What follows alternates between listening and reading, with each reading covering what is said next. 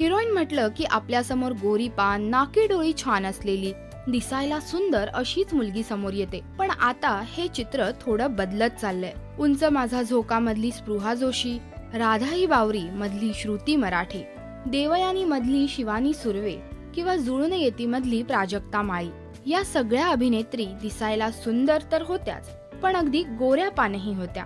पण छोट्या पडद्यावर आता काही गोष्टी बदलत चालल्यात। मालिका अधिकाधिक खऱ्याखुऱ्या वाटाव्यात यासाठी हिरोईन्सच्या लुकवरही लक्ष दिलं जातंय आणि त्यात सध्या सावळा रंग महत्त्वाचा मानला जातोय।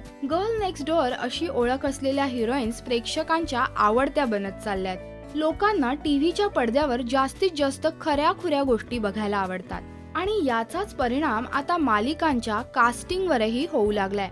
हल्लीच्या मालिकांवर नजर टाकली तर आपल्याला लगेच कळून येईल की आताच्या मालिकांमध्ये मुख्य भूमिकेत दिसणारी मुलगी ही खूप गोरी अप्सरा नाही, तर अगदी साधी सुधी आणि सावळी अशीच मुलगी दिसते।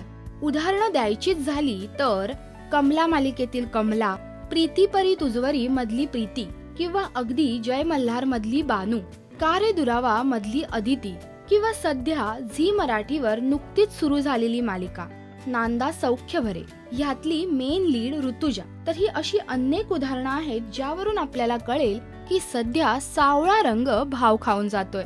गोऱ्या नसूनही या सगळ्या अभिनेत्रींनी प्रेक्षकांची पसंती मिळवली आहे। तुम्हालाही हा बदल जाणवला असेल तर ह्या गोड बदलाचं स्वागत तुम्ही कसं कराल हे या व्हिडिओच्या कमेंट सेक्शन मध्ये लिहायला विसरू नका।